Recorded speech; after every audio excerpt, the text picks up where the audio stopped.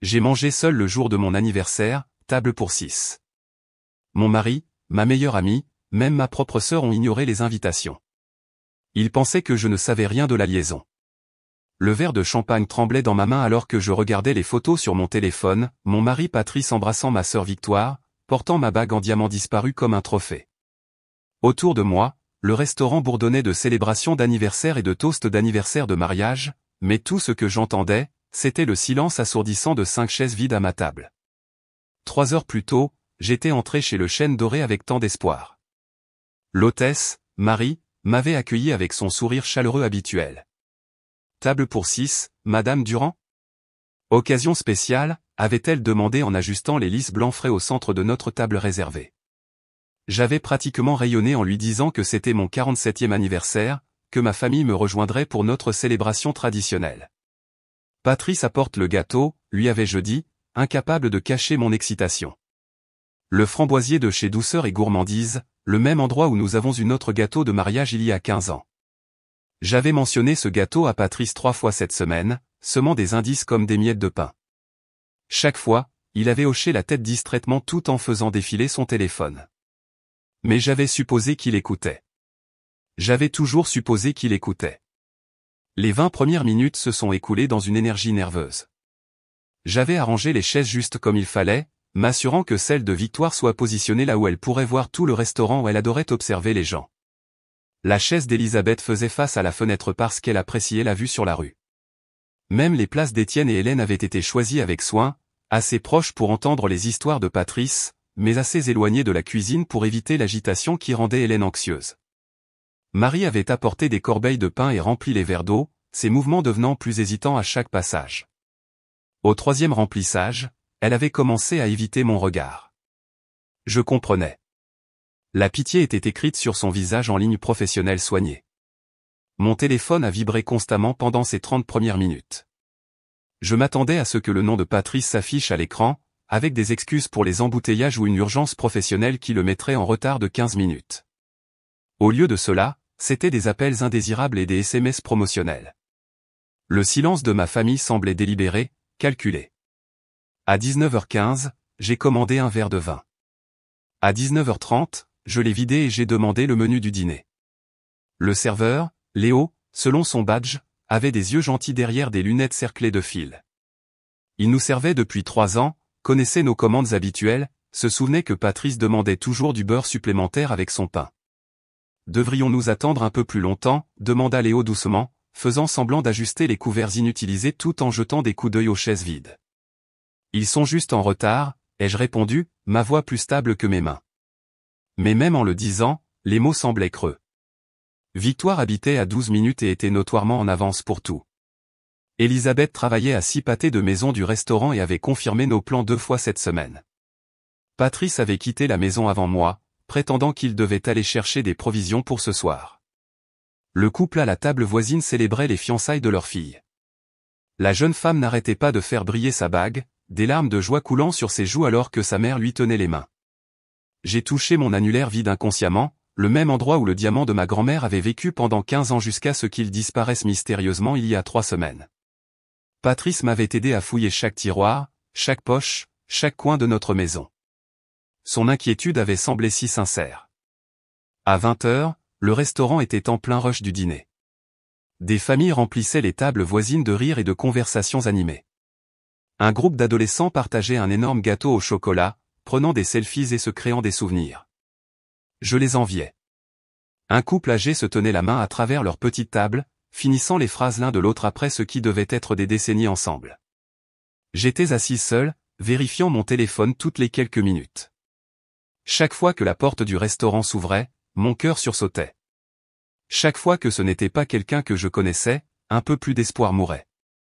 Les chaises vides autour de moi ressemblaient à des accusations, des preuves de relations que j'avais apparemment mal comprises, d'un amour que j'avais apparemment imaginé. Léo a apporté l'entrée que j'avais commandée les calamars préférés de Victoire et a gentiment suggéré que je pourrais vouloir appeler ma famille. Mes doigts tremblaient alors que je composais le numéro de Patrice. Il est tombé directement sur la messagerie vocale. Le téléphone de Victoire a fait de même. Celui d'Elisabeth a sonné une fois avant de couper, comme si elle avait délibérément refusé l'appel. C'est alors que la vraie panique s'est installée.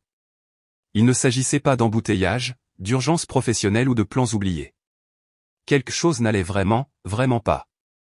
Mes mains tremblaient alors que je parcourais mes contacts pour trouver le numéro d'Étienne et Hélène. Si quelqu'un me disait la vérité, ce seraient mes beaux-parents. Ils n'avaient jamais manqué une réunion de famille en 15 ans que je les connaissais.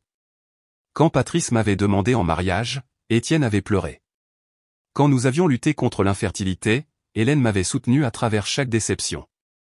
Le téléphone a sonné 3 fois avant qu'Hélène ne réponde. « Nathalie, ma chérie, comment te sens-tu ? » Je suis au restaurant, ai-je dit, confuse. Pour mon dîner d'anniversaire. Où êtes-vous, toi et Étienne ? Le silence s'est étiré sur la ligne. Finalement, la voix d'Hélène est revenue, plus petite et incertaine. Nous ne savions pas qu'il y avait un dîner, ma chérie. Patrice a dit que tu avais annulé parce que tu ne te sentais pas bien. Il a dit que tu avais besoin d'espace par rapport à tout le monde en ce moment. Le restaurant semblait basculer autour de moi. Les conversations aux tables voisines sont devenues un bruit de fond, comme de la statique télévisuelle. Le vin dans mon verre avait soudain un goût amer, et l'odeur d'ail de la cuisine me serrait l'estomac. Il a dit que j'avais annulé ? Ma voix me semblait étrangère. Hier matin, continua Hélène, son ton devenant plus inquiet à chaque mot. Il nous a appelés tous les deux, a dit que tu traversais une mauvaise passe et que tu ne voulais pas de compagnie. Étienne voulait quand même vérifier comment tu allais, mais Patrice a insisté pour que tu aies du temps seul. Patrice leur avait menti. Patrice, qui n'avait jamais manqué une occasion de faire venir ses parents dîner, qui les appelait 2 fois par semaine religieusement, qui avait construit toute son identité autour du fait d'être le fils parfait. Il les avait délibérément exclus de mon anniversaire. La question qui se cachait dans l'ombre de mon esprit depuis des mois est apparue au grand jour, sur quoi d'autre avait-il menti ?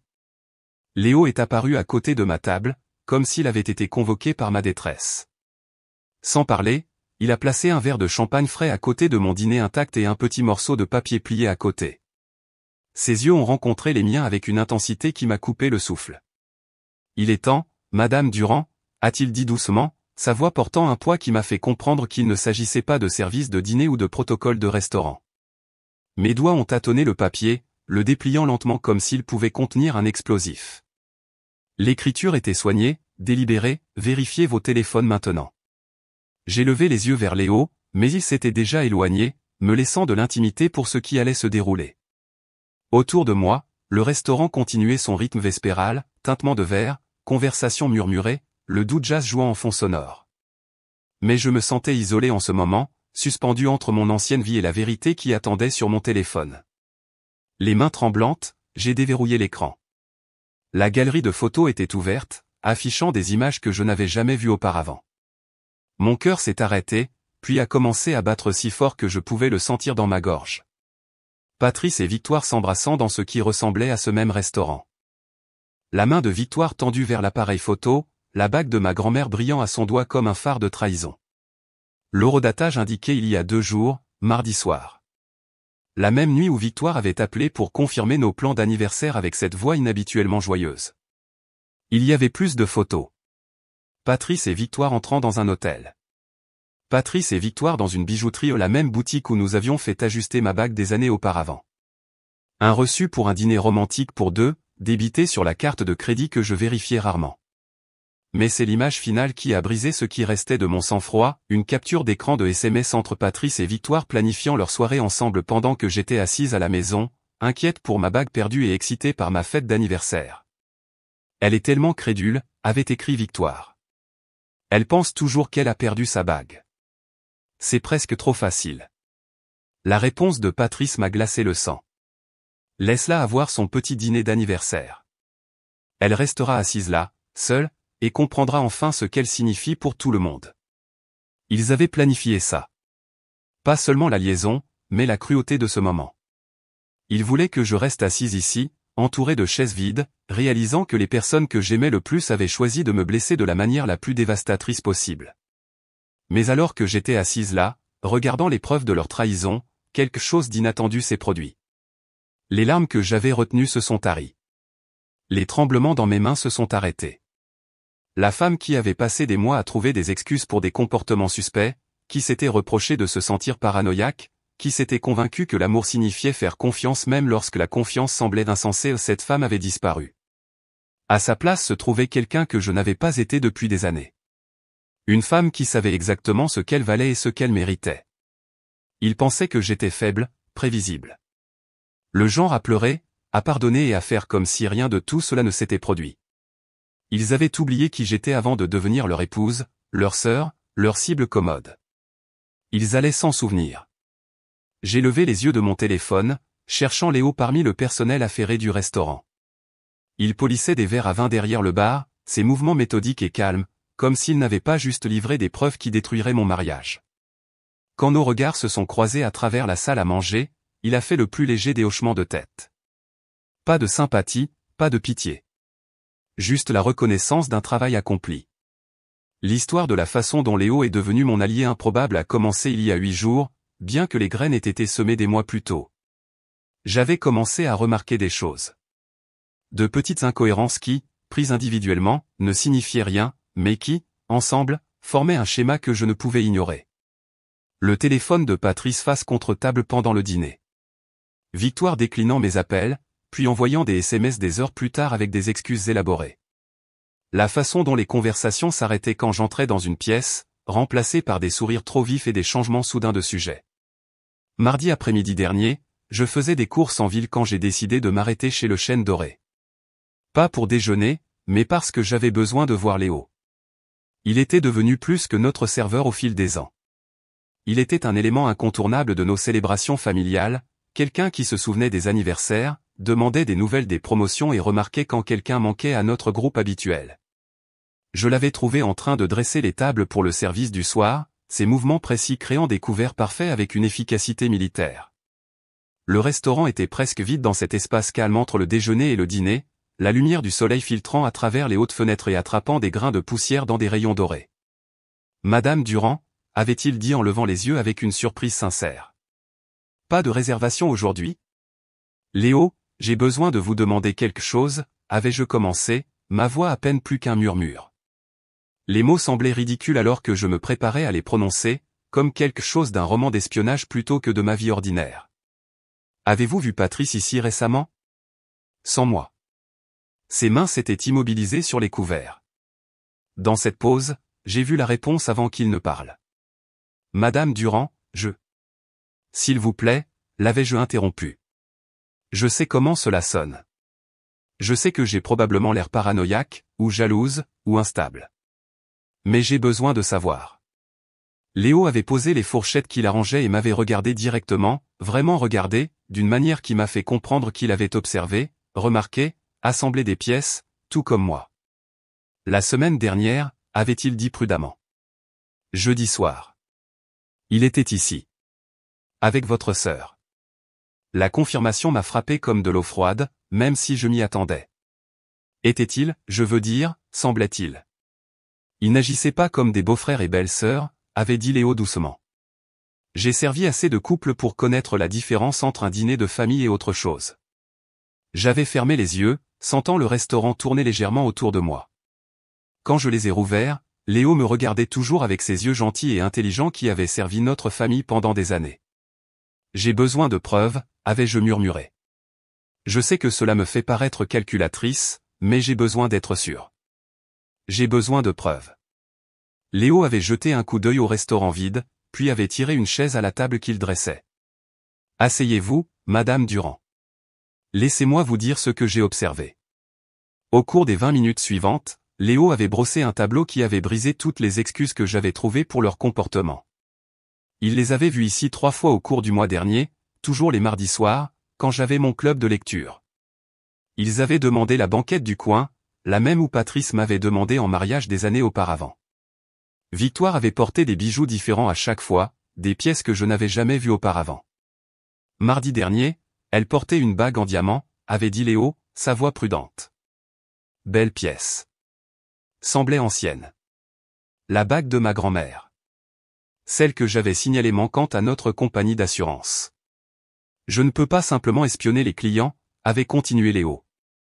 Mais s'il se trouve à revenir, et si je me trouve au bon endroit au bon moment. Il s'était interrompu de manière significative. Le feriez-vous, avais-je demandé. Je veux dire, si ce n'est pas trop demandé. Pourriez-vous? Madame Durand, vous venez ici depuis 3 ans. Vous vous souvenez de la remise des diplômes de ma fille. Vous demandez des nouvelles de la santé de ma mère. Vous donnez de bons pourboires, même lorsque le service est lent. Votre mari donne exactement 15% et claque des doigts quand il veut un autre verre. Votre sœur n'a jamais dit s'il vous plaît ni merci. Léo avait redressé le couvert déjà parfait. S'ils prévoient de vous faire du mal, ils ont choisi le mauvais restaurant pour le faire. Le lendemain matin, Léo m'avait envoyé un SMS d'un numéro inconnu. Ils ont fait une réservation pour ce soir. Table 12. 19h30, j'avais regardé ce message pendant 1 heure, mon café refroidissant alors que je traitais ce que cela signifiait. Il n'avait pas seulement une liaison. Il l'affichait à l'endroit où Patrice et moi avions célébré chaque étape de notre mariage. Le soir, je m'étais convaincu de ne pas y aller. Que ferais-je? Me cacher derrière une plante comme dans une série policière? Les confronter publiquement? Les scénarios semblaient tous soit ridicules, soit destructeurs. Mais Léo avait envoyé un autre SMS à 18h15. Ils sont là, en avance. Vous devriez savoir. Elle porte votre bague. J'avais conduit jusqu'au restaurant sans plan, me garant de l'autre côté de la rue où je pouvais voir à travers les fenêtres. Ils étaient là, à la table 12. La main gauche de Victoire captant la lumière des bougies alors qu'elle gesticulait, le diamant de ma grand-mère brillant comme s'il célébrait sa libération de ma boîte à bijoux. Mon téléphone avait vibré avec un autre message de Léo. Entrée de la cuisine. Parking du personnel.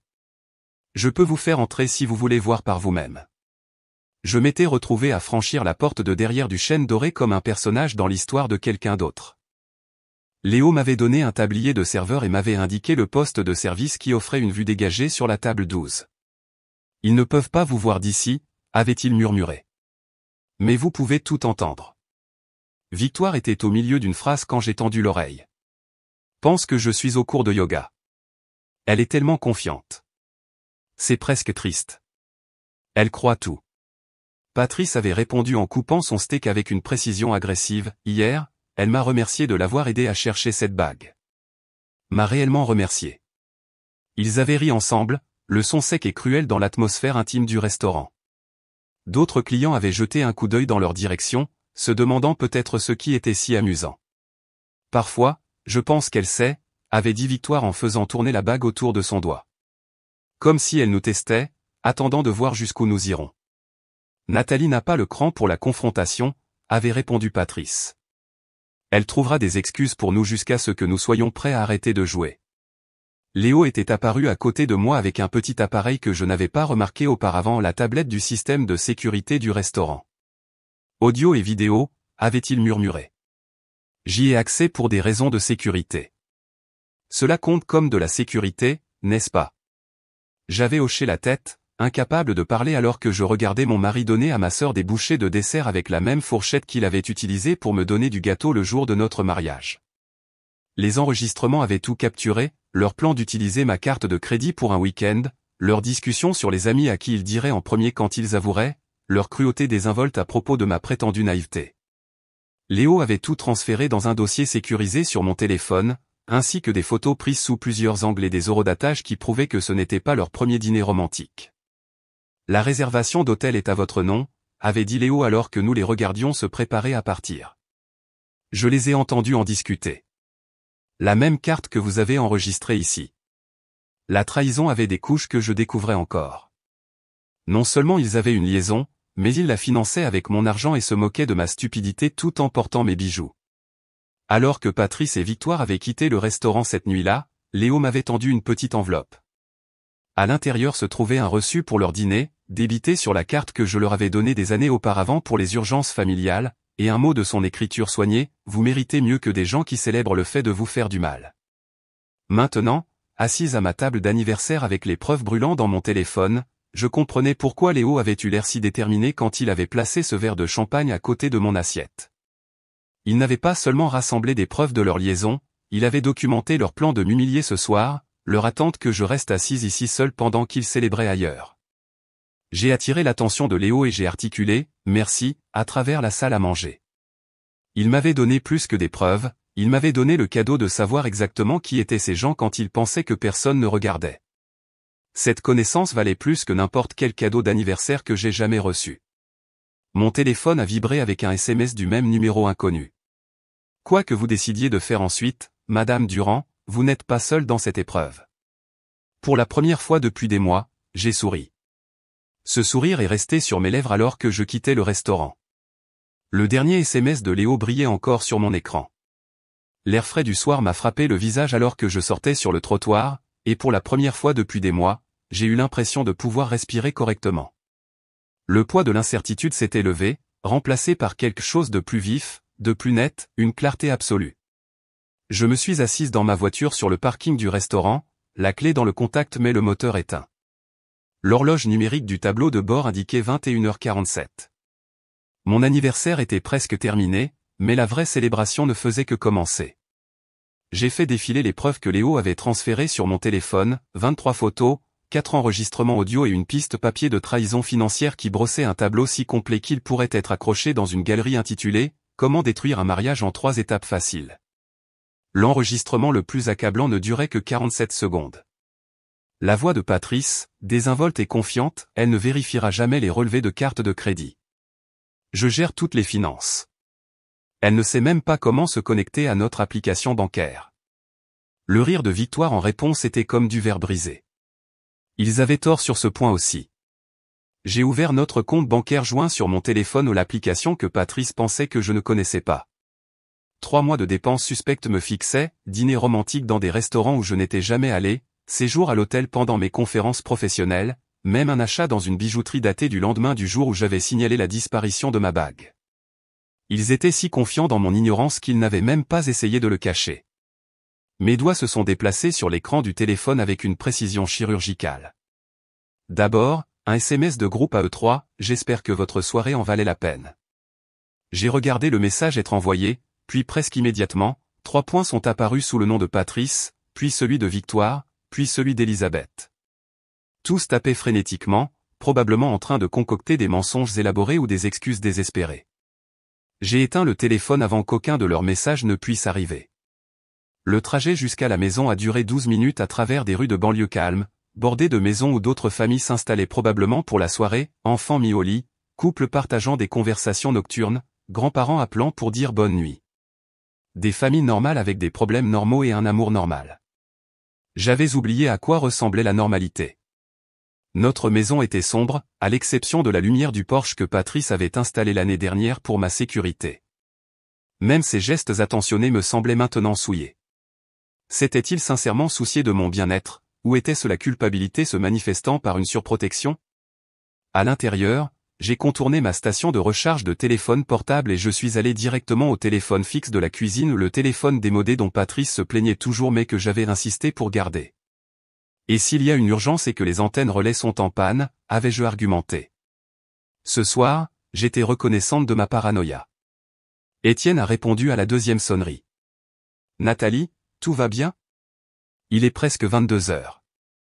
J'ai besoin de vous parler, à toi et à Hélène.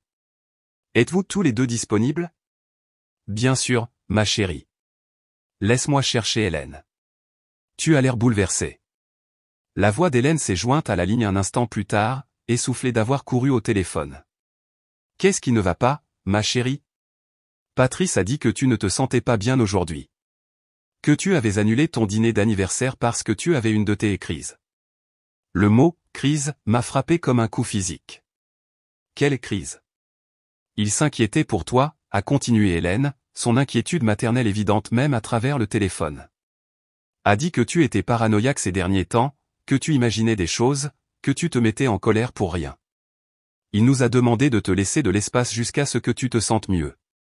La manipulation était stupéfiante dans son ampleur. Patrice n'avait pas seulement triché, il avait systématiquement sapé ma crédibilité, me dépeignant comme instable afin que, lorsque la vérité éclaterait enfin, tout le monde remette en question ma version des événements plutôt que la sienne. Hélène, Étienne, ai-je dit, ma voix plus stable qu'elle ne l'avait été de toute la journée. Aimeriez-vous voir pourquoi Patrice vous a réellement annulé ce soir? J'ai passé les minutes suivantes à leur expliquer comment accéder au fichier que Léo m'avait envoyé. Le silence qui a suivi était si complet que j'ai vérifié 2 fois pour m'assurer que l'appel n'avait pas été coupé. Étienne a parlé le premier, sa voix rauque d'une fureur que je n'avais jamais entendue de la part de mon doux beau-père. Il a donné à Victoire la bague de ma grand-mère. Celle que j'avais spécifiquement choisie pour vos fiançailles parce qu'elle était dans notre famille depuis 3 générations. Cette bague devait être transmise à vos enfants. Elle devait rester dans notre famille, a murmuré Hélène, sa voix épaisse de larmes. Elle le sera, ai-je dit doucement. Je vais la récupérer. L'heure suivante est devenue un flot de révélations et de réactions. Je leur ai envoyé des éléments de preuve soigneusement sélectionnés, suffisamment pour prouver la trahison sans les submerger des détails les plus cruels. Les photos étaient cliniques, les extraits audio dévastateurs, les relevés financiers indéniables. Ça fait 37 ans que je suis marié au père de ce garçon, a dit Hélène en pleurant, ce que je pouvais clairement entendre au téléphone. Je lui ai appris à traiter une femme en regardant Étienne me traiter. Comment avons-nous élevé quelqu'un capable de ça? Vous n'avez pas élevé ça, l'ai-je assuré. Patrice a fait ses choix en tant qu'adulte. Vous lui avez donné une base d'amour et de respect. Ce qu'il a construit par-dessus, c'était sa décision. Pendant que nous parlions, j'ai ouvert mon ordinateur portable et je me suis connecté à notre groupe WhatsApp familial. 32 membres répartis sur 3 générations, de la grand-mère de Patrice âgée de 90 ans au nouveau-né de son plus jeune cousin. Ce groupe avait partagé des annonces de mariage, des notifications de naissance et des photos de vacances pendant des années. Ce soir, il partagerait quelque chose de différent. J'ai sélectionné la photo la plus nette de la collection de Léo, Patrice et Victoire à leur table d'angle, sa main gauche bien en évidence alors qu'il lui embrassait les phalanges, la bague de ma grand-mère captant la lumière des bougies comme un projecteur sur leur trahison. L'horodatage était clairement visible, mardi soir, 20h23. Pas de légende, pas d'explication. Juste la vérité. Téléchargé pour que tous ceux qui avaient jamais fait confiance à ces personnes puissent la voir. Mon téléphone, toujours éteint et en charge dans la cuisine, a commencé à vibrer contre le comptoir comme une guêpe en colère. Même éteint, je pouvais sentir le chaos numérique que j'avais déchaîné. Le chat de groupe explose, a dit Étienne, sa voix mêlant satisfaction et tristesse. Ta cousine Maria vient de demander si c'est vraiment Victoire qui porte ta bague. Qu'est-ce que tu lui as dit? La vérité. Que nous sommes aussi choqués que tout le monde. En quelques minutes, mes messages privés ont commencé à se remplir sur l'ordinateur portable. Des cousins qui nous avaient vus grandir ensemble, Victoire et moi. Des amis de la famille qui avaient assisté à nos 2 mariages. Des parents éloignés qui n'avaient entendu que des histoires sur les belles-sœurs qui étaient plus proches que des sœurs biologiques. Le message d'Elisabeth est arrivé à 23h34. Nathalie, j'ai besoin de m'expliquer. Je n'avais aucune idée pour Patrice et Victoire. Je jure sur la tombe de ma mère que je ne savais rien de la liaison. Patrice m'a dit que tu luttais contre la paranoïa, que tu l'accusais de tricher alors qu'il était complètement innocent. Il a dit que tu avais besoin d'espace par rapport à tes amis parce que tu étais convaincu que tout le monde te mentait. Je pensais être un soutien en restant à l'écart de ton dîner d'anniversaire. S'il te plaît, appelle-moi. S'il te plaît, laisse-moi m'expliquer.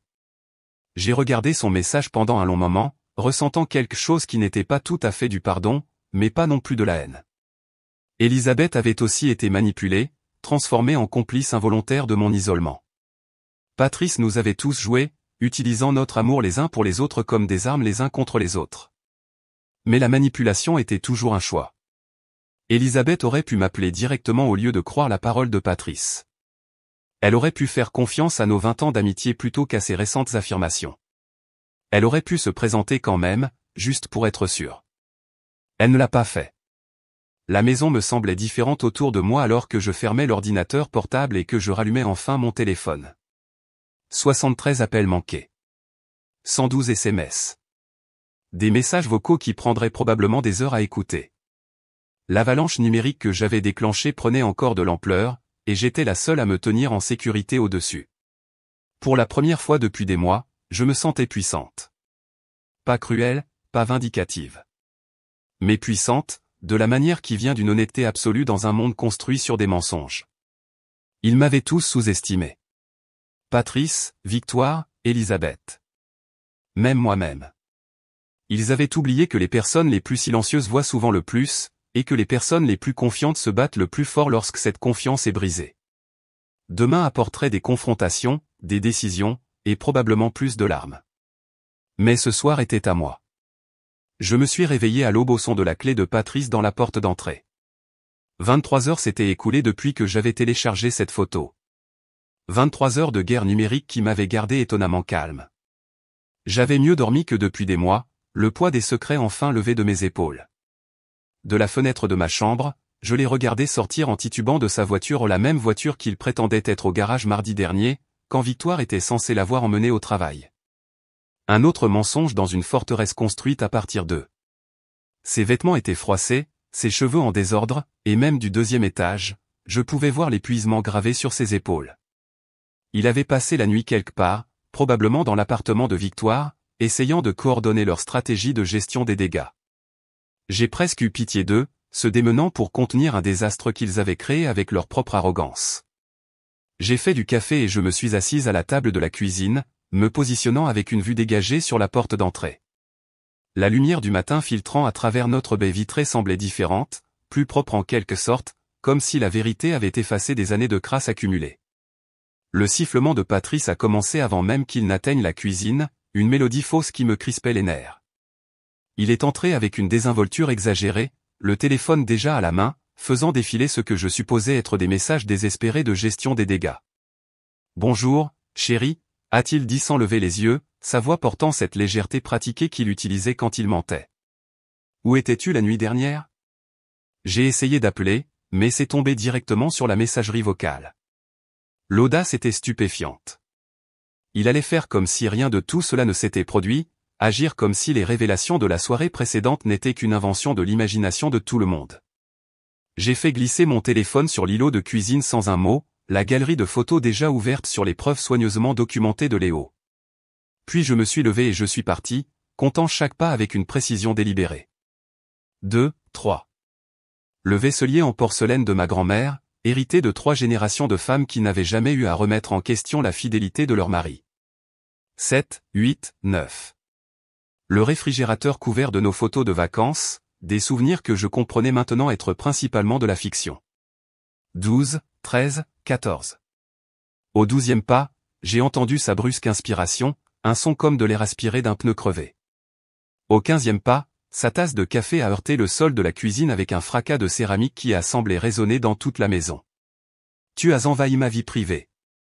Les mots ont explosé de lui alors qu'il titubait derrière moi, mon téléphone serré dans ses mains tremblantes comme une preuve sur une scène de crime. Son visage était devenu pâle, à l'exception de 2 taches rouges vives sur ses joues. J'ai ri. Le son m'a surprise. Un rire riche, sincère, que je n'avais pas entendu de moi-même depuis des mois. Patrice, tu as envahi ma vie. Tu as volé ma bague, ma carte de crédit, ma confiance et ma sœur. La vie privée a été abandonnée au moment où tu as décidé de détruire notre mariage avec quelqu'un qui est censé m'aimer. Il a essayé de me rendre mon téléphone avec des doigts tremblants, comme si le retourner pouvait en quelque sorte annuler ce qu'il avait vu. Nathalie, laisse-moi t'expliquer. Ce n'est pas ce que ça a l'air. Vraiment ? Parce que ça ressemble à toi et Victoire ayant un dîner romantique avec ma bague volée tout en prévoyant d'utiliser ma carte de crédit pour une escapade d'un week-end. J'ai gardé ma voix conversationnelle, presque agréable. Qu'est-ce que je comprends mal exactement ? Sa bouche s'est ouverte et s'est refermée, sans un son. Patrice avait toujours été prompt aux explications, capable de rationaliser des comportements suspects avec des histoires élaborées qui me faisaient douter de mes propres perceptions. Maintenant, face à des preuves photographiques, sa langue d'argent s'était transformée en plomb. Le serrurier arriverait dans 90 minutes. Je les avais appelés au lever du soleil, expliquant que j'avais besoin de changer les serrures en raison d'un problème de sécurité. Ils n'avaient pas posé de questions. Fais tes valises, ai-je dit en désignant les escaliers.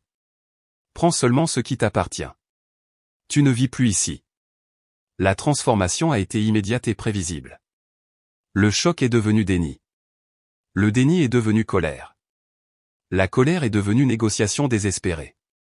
Il a parcouru ses tactiques habituelles comme un joueur exécutant le même schéma de jeu. Des larmes qui avaient fonctionné lors de nos premières disputes. Des promesses qu'il avait faites et rompues auparavant. Un transfert de blâme qui m'avait autrefois fait douter de ma propre réalité. C'est entièrement la faute de Victoire, a-t-il dit, attrapant mes mains avec les mêmes doigts qui avaient touché la peau de ma sœur. Elle m'a séduit, Nathalie. Elle me court après depuis des mois. J'étais faible, mais je t'aime. Je t'ai toujours aimé. J'ai libéré mes mains et j'ai reculé, étudiant son visage comme si je le voyais pour la première fois. Les mêmes yeux bleus qui m'avaient promis l'éternité.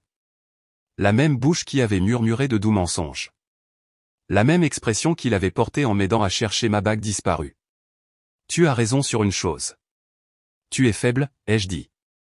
Mais Victoire ne t'a pas forcé à mentir à tes parents à propos de mon dîner d'anniversaire. Elle ne t'a pas fait voler nos économies ni utiliser ma carte de crédit pour vos escapades romantiques. Elle ne t'a pas fait me traiter d'instable pour justifier ta trahison. Il a tressailli à cette dernière partie. Comment savais-tu pour les crises? Tu en parles à tout le monde.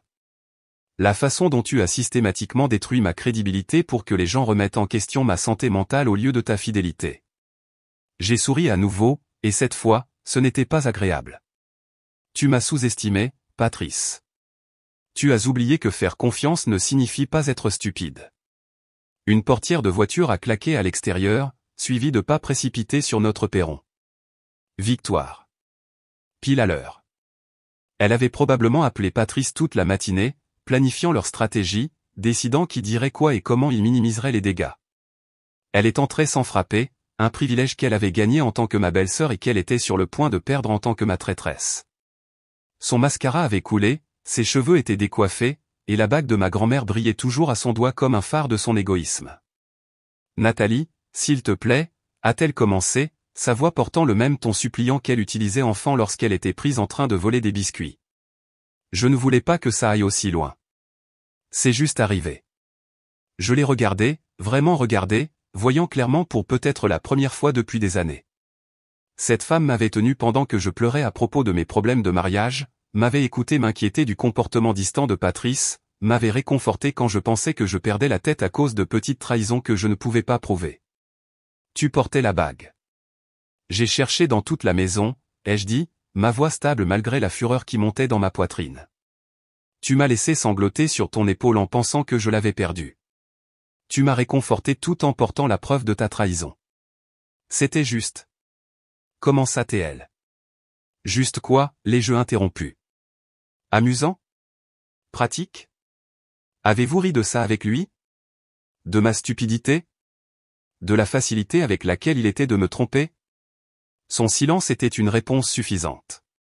Une autre voiture s'est garée dans l'allée. Le grondement distinctif du moteur d'Étienne.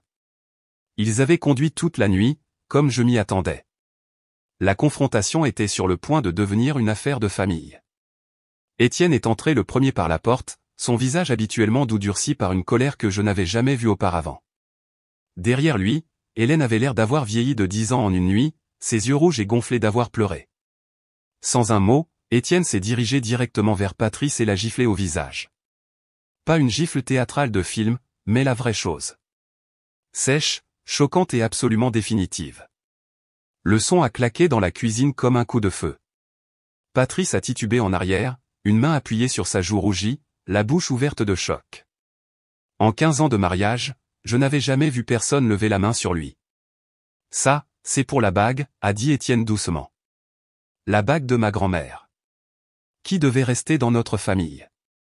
Hélène a refusé de regarder Victoire, gardant les yeux fixés sur Patrice avec l'expression de quelqu'un regardant un animal écrasé sur la route. Tu me dégoûtes, a-t-elle dit, sa voix plate et définitive. 30 ans que je te connais, Victoire. 30 ans d'anniversaire, de vacances et de dîner de famille. 30 ans à penser que tu étais quelqu'un qui valait la peine d'être aimé. Victoire a commencé à parler, mais Hélène a levé une main, la stoppant net. Juste ne le fais pas. Il n'y a rien que tu puisses dire qui ferait de cela autre chose que ce que c'est, une trahison si complète qu'elle a changé la façon dont je vois les 3 dernières décennies de ma vie. La cuisine est tombée dans le silence, à l'exception du tic-tac de l'horloge murale et de la respiration haletante de Patrice. Dehors, le chien d'un voisin a aboyé, et quelque part dans la rue, quelqu'un a démarré une tondeuse à gazon. Des bruits normaux du samedi matin d'un monde qui n'avait pas été bouleversé par des mensonges et des trahisons. Ce n'était plus seulement ma guerre. C'était devenu la leur aussi. Une famille fracturée par l'égoïsme et les mensonges qui mettraient des années à guérir, si la guérison était même possible. Mon téléphone a vibré avec un SMS d'Elisabeth. S'il te plaît, appelle-moi. Je peux tout expliquer. Je l'ai supprimé sans le lire 2 fois. Certaines explications arrivaient trop tard, et certaines trahisons étaient trop profondes pour que les mots puissent les combler. Elisabeth avait fait son choix lorsqu'elle avait choisi la version de la réalité de Patrice plutôt que 20 ans d'amitié. La coupe la plus facile, apprenais-je, était parfois la plus nette. Le serrurier est arrivé avec 15 minutes d'avance. Un homme grisonnant nommé François qui a jeté un coup d'œil au visage tendu dans ma cuisine et n'a posé aucune question au-delà de « peine dormant standard » ou quelque chose de plus sécurisé. J'ai choisi « plus sécurisé ». Certaines portes, une fois fermées, devraient le rester. Pendant que François travaillait, Patrice a rassemblé ses affaires avec les mouvements mécaniques de quelqu'un en état de choc. Victoire avait disparu sans un au revoir, réalisant probablement que sa présence ne faisait qu'empirer les choses. Étienne et Hélène étaient assis à ma table de cuisine, buvant du café et regardant leur fils emballer sa vie dans des sacs poubelles, comme les ordures qu'il avait faites de notre mariage. La maison est à nos 2 noms, a dit Patrice, sa voix creuse alors qu'il fourrait des chemises dans un sac de sport. J'ai des droits. Tu as perdu tes droits quand tu as commencé à me voler, ai-je répondu en triant le courrier qui s'était accumulé au cours de la semaine dernière, facture, catalogue et une lettre de notre compagnie d'assurance concernant ma demande pour la bague. Mon avocate expliquera le reste. Cet avocat, c'était Maître Perrin, recommandé par le club de lecture d'Hélène après que son amie Jeanne l'ait utilisé lors de son propre divorce. Elle est impitoyable, avait prévenu Jeanne, mais juste. Si tu es dans ton droit, elle s'assurera que tu y restes. 5 jours après la confrontation, j'étais assise en face de Maître Perrin dans son bureau du centre-ville, la regardant examiner les preuves que Léo avait recueillies. Elle était exactement comme Jeanne l'avait décrite, regard vif, pragmatique, avec ce genre de confiance qui venait de gagner des batailles que d'autres avaient peur de mener. C'est remarquablement complet, a dit Maître Perrin en faisant défiler les photos et les relevés financiers. Votre ami serveur devrait envisager une carrière dans l'investigation privée. Il veillait juste sur moi, ai-je dit. Les bons amis valent leur pesant d'or, a-t-elle répondu en prenant des notes sur un bloc-notes juridique. Surtout les amis qui documentent tout. Le vol financier à lui seul nous donne un levier important. Le samedi suivant, exactement une semaine après mon désastreux dîner d'anniversaire, j'ai fait la même réservation chez le Chêne Doré. Table pour 6. 19h cette fois, j'avais rempli chaque siège. Marie, l'hôtesse, a souri en me voyant entrer avec Étienne et Hélène. Madame Durand, quel plaisir de vous revoir. Et vous avez amené des amis? De la famille, les jeux corrigés, sentant le mot se poser différemment sur ma langue. Le vrai genre. Léo est apparu presque immédiatement, son attitude professionnelle s'adoucissant en voyant notre groupe. Madame Durand, quel plaisir. Votre table habituelle? En fait, j'aimerais demander une table différente, ai-je dit. Quelque chose avec une vue.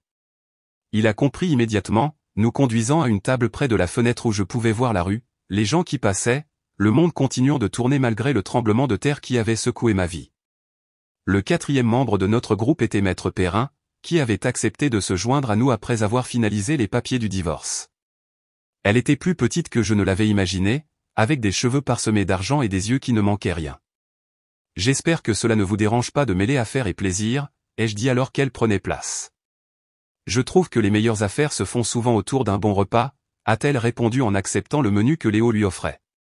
De plus, célébrer les victoires fait partie du processus. La 5e chaise appartenait à quelqu'un d'inattendu, le docteur. Sarah Martin, la thérapeute qu'Hélène m'avait recommandée.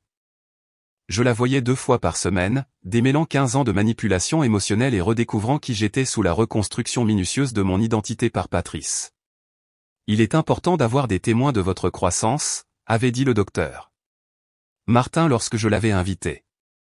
Et j'aimerais rencontrer ce Léo qui vous a aidé à trouver votre force. Léo lui-même était notre 6e invité, nous rejoignant pendant sa pause avec la bénédiction du directeur. Il a troqué son tablier de serveur contre une simple chemise boutonnée, paraissant plus jeune sans l'uniforme professionnel.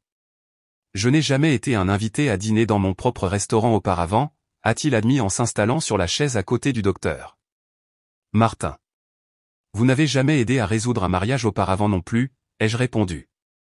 Ce soir, c'est une soirée de première. Nous avons trinqué avec du vrai champagne cette fois, du Dom Pérignon, pas la marque maison que j'avais siroté seul une semaine plus tôt. Étienne a levé son verre le premier. À la vérité, a-t-il dit, sa voix stable malgré l'émotion dans ses yeux. Au fin, a ajouté Hélène, son propre verre captant la lumière des bougies. Au nouveau départ, ai-je terminé, sentant les mots résonner dans ma poitrine. Léo a apporté une part de gâteau d'anniversaire au chocolat avec des fraises fraîches au lieu du framboisier que Patrice n'avait jamais livré. Offert par la maison, a-t-il dit avec un clin d'œil en le posant avec une seule bougie. Mieux vaut tard que jamais. En soufflant la bougie, j'ai fait un vœu que je n'avais jamais pensé faire auparavant, pour la force de continuer à me choisir chaque jour pour le reste de ma vie. Les semaines qui ont suivi se sont confondues en une symphonie de petites victoires et de décisions pratiques. Patrice a tout essayé, des chantages affectifs qui sont tombés dans l'oreille d'un sourd, des lettres d'amour qui sont allées directement à la poubelle, des fleurs livrées à mon bureau que j'ai donné à la maison de retraite locale. Il s'est présenté à mon café préféré, à l'hypermarché, à des endroits où il savait que je serais, toujours avec la même expression désespérée et des excuses répétées.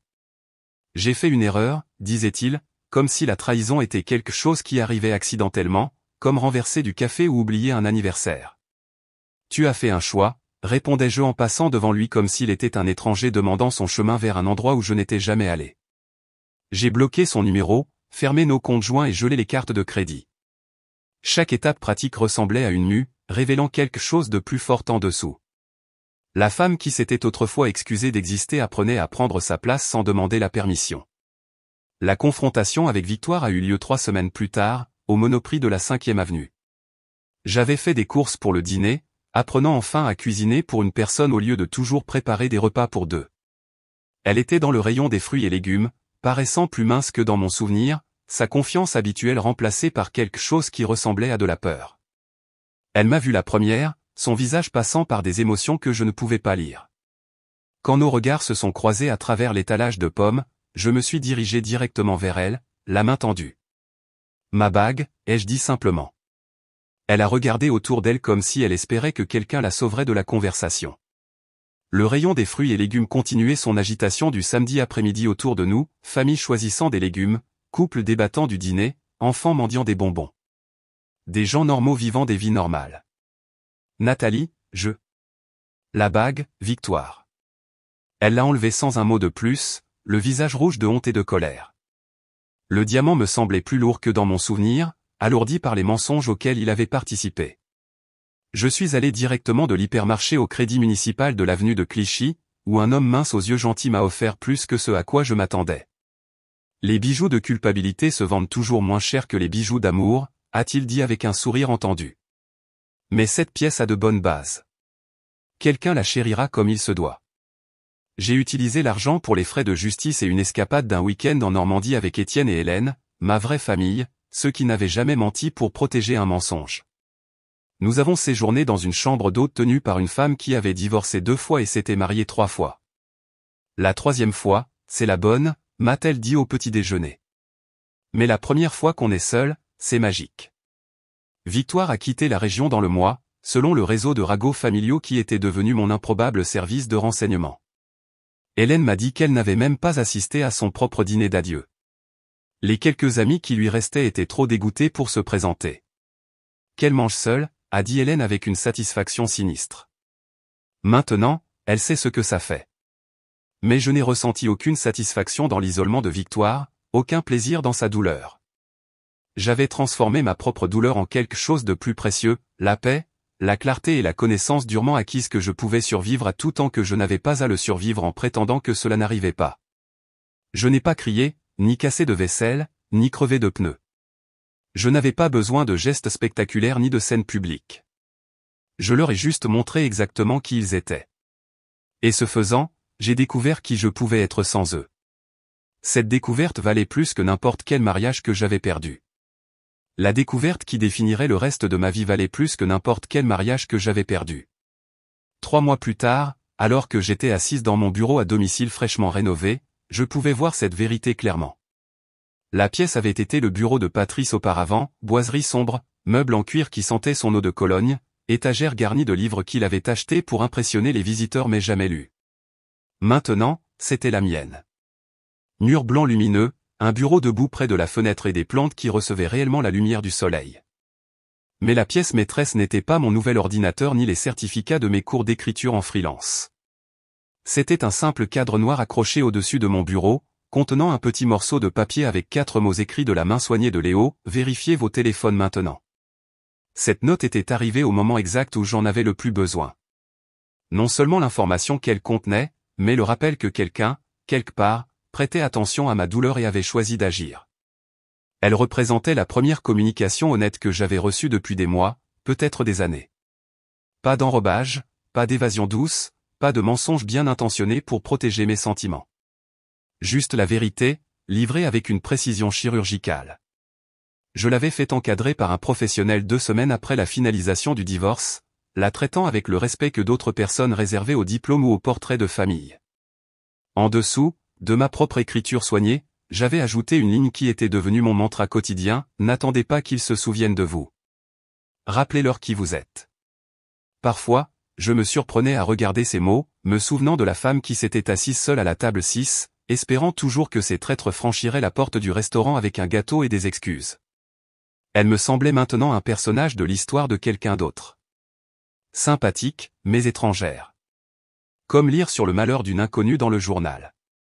Mon anniversaire s'était transformé, passant d'un jour d'attente et de déception inévitable à un anniversaire d'éveil. L'année dernière, j'avais fêté seul. Non pas la solitude amère que j'avais connue chez le chêne doré, mais la solitude intentionnelle et luxueuse de quelqu'un qui avait enfin appris la différence entre être seul et se sentir seul. J'étais allé dans un spa à la montagne, j'avais passé la journée à parcourir des sentiers qui mettaient mon corps au défi et me vidaient l'esprit, puis j'étais retourné dans une chambre d'hôtel où personne ne remettait en question mes choix ni ne me faisait douter de mes perceptions. Pour le dîner, j'avais mangé un gâteau au chocolat du service d'étage en regardant le coucher de soleil depuis mon balcon, me sentant plus complète que je ne l'avais jamais été dans aucun restaurant, entouré de gens qui étaient censés m'aimer. La transformation ne s'était pas produite du jour au lendemain. Le docteur Martin m'avait prévenu à ce sujet lors de nos premières séances, quand j'avais voulu passer directement à la partie de la guérison où tout avait un sens et où plus rien ne faisait mal. La guérison n'est pas linéaire, avait-elle dit lors d'une séance particulièrement difficile où j'avais passé la majeure partie de l'heure à pleurer. Certains jours, vous vous sentirez puissante, et d'autres jours, vous aurez l'impression d'être revenu à la case départ. C'est normal. C'est humain. Elle avait eu raison sur les revers, mais elle avait aussi eu raison sur les avancées. La première fois que j'avais passé une journée entière sans penser à Patrice, à Victoire ou à Elisabeth, j'avais en fait paniqué, craignant que les oublier signifie que je devenais insensible ou sans cœur. Le docteur Martin avait ri, non pas moqueusement, mais avec la chaleur de quelqu'un qui avait guidé d'innombrables personnes à travers les mêmes peurs. Guérir, ce n'est pas oublier, avait-elle expliqué. C'est se souvenir sans saigner. L'écriture dans le journal avait commencé comme un devoir de thérapie, mais avait évolué vers quelque chose de plus essentiel que des vitamines quotidiennes. Chaque matin, je remplissais des pages de pensées que j'avais gardées enfermées pendant des années, observations sur mon mariage que j'avais rejeté comme de la paranoïa, rêves que j'avais abandonnés pour soutenir les ambitions de Patrice, moments de clarté dont je m'étais dissuadé parce qu'il n'était pas gentil ou compréhensif. Une entrée, écrite 6 mois après le désastre de mon anniversaire, m'avait surprise par son honnêteté, je pense que je savais pour la liaison bien avant de me l'admettre. Les signes étaient partout. Le nouveau parfum de Patrice. L'intérêt soudain de Victoire pour mon emploi du temps. La façon dont ils devenaient tous les deux excessivement serviables quand je mentionnais que je me sentais suspicieuse. Je les ai laissés me convaincre que j'imaginais des choses parce qu'affronter la vérité me semblait plus dangereux que de vivre avec les mensonges. Relire ces mots à moi-même avait été comme regarder une radiographie d'un os cassé que j'avais ignoré. Douloureux, mais nécessaire pour une guérison correcte. L'écriture en freelance avait commencé comme une nécessité financière, mais était devenue une libération créative. Sans les opinions de Patrice sur ce qui constituait un vrai travail, ou son découragement subtil de mes ambitions, j'ai découvert que j'avais des opinions qui valaient la peine d'être partagées et des histoires qui valaient la peine d'être racontées. Mon premier article publié, sur la reconnaissance de la violence financière dans les mariages, avait été lu par des milliers de femmes qui avaient partagé leurs propres histoires dans les commentaires. Vous m'avez sauvé la vie, avait écrit une femme. Je trouve des excuses au comportement de mon mari depuis 8 ans, mais votre article m'a aidé à voir les schémas. Je rencontre un avocat la semaine prochaine. Ces messages sont devenus le carburant pour plus d'articles, plus de conférences, plus d'occasions de transformer ma douleur en objectif. La femme qui s'était autrefois excusée de prendre de la place apprenait à utiliser sa voix pour créer de l'espace pour les autres. La maison avait été transformée, pièce par pièce, comme une rénovation au ralenti de mon âme. Les trophées de golf de Patrice dans le salon sont devenus des bibliothèques garnies de romans que j'avais voulu lire mais jamais trouvé le temps. Sa caverne d'homme est devenue mon bureau. La chambre principale a été repeinte, passant du beige qu'il préférait au bleu doux qui me calmait. La cuisine, où j'avais préparé des milliers de repas pour un homme qui critiquait ma cuisine tout en volant mon argent, est devenue ma pièce préférée. J'avais appris à cuisiner pour une personne, non pas parce que j'étais seul, mais parce que j'étais entière. Des amis venaient maintenant. De vrais amis, qui me demandaient des nouvelles de mes rêves au lieu de me tenir au courant des réussites de leur mari. Des collègues passaient pour collaborer sur des projets qui m'excitaient. Étienne et Hélène venaient dîner tous les dimanches, remplissant la maison de rire qui semblait sincère au lieu d'être jouée. La femme qui avait autrefois sangloté dans sa salade à la table 6 ne vivait vraiment plus ici. À sa place se trouvait quelqu'un de plus fort, de plus clair, n'ayant pas peur des chaises vides ou des téléphones silencieux. Quelqu'un qui comprenait que le contraire de la solitude n'était pas d'être entouré de gens, mais d'être entouré de gens qui la voyaient clairement et choisissaient de rester. Patrice envoyait toujours des SMS occasionnellement, depuis des numéros bloqués, généralement tard dans la nuit quand l'alcool le rendait sentimental à propos de ce qu'il avait perdu. Les messages suivaient toujours le même schéma, regrets, promesses, reproches à tout le monde sauf à lui-même. Je les supprimais sans les lire. Non pas par colère, mais par indifférence.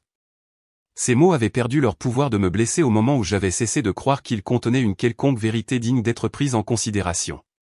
Victoire avait envoyé une carte de Noël l'année dernière, sans adresse de retour, comme si l'anonymat pouvait en quelque sorte ressusciter une relation qu'elle avait assassinée de ses propres mains. Je l'avais utilisée pour allumer le premier feu dans ma nouvelle cheminée, regardant sa larme forcée se recroqueviller en cendres pendant que je sirotais un chocolat chaud et planifiais mes résolutions du nouvel an. Elisabeth apparaissait parfois dans mes suggestions de réseaux sociaux, l'algorithme de Facebook essayant toujours de reconnecter des relations qu'il valait mieux laisser déconnecter. Je passais outre sans curiosité ni colère, de la même manière que je passerais devant une publicité pour quelque chose dont j'avais déjà décidé que je n'avais pas besoin. Ils avaient perdu la meilleure chose qu'ils aient jamais eue. Quelqu'un qui les avait aimés inconditionnellement, qui avait pardonné leurs petites trahisons et célébré leur succès comme s'ils étaient les siens. Quelqu'un qui avait trouvé des excuses à leur comportement, porté leurs secrets et privilégié leur confort à sa propre tranquillité d'esprit. Tout ce que j'avais perdu, c'était le poids de leurs mensonges, l'épuisement de prétendre que leur amour était réel, et l'anxiété constante d'attendre que l'autre chaussure tombe. Pas un mauvais échange, somme toute. Si cette histoire de trahison et d'autonomisation vous a captivé du début à la fin, appuyez sur ce bouton j'aime dès maintenant. Ne manquez pas d'autres histoires incroyables de force et de justice comme celle-ci, abonnez-vous et activez la cloche de notification pour ne jamais manquer une nouvelle publication.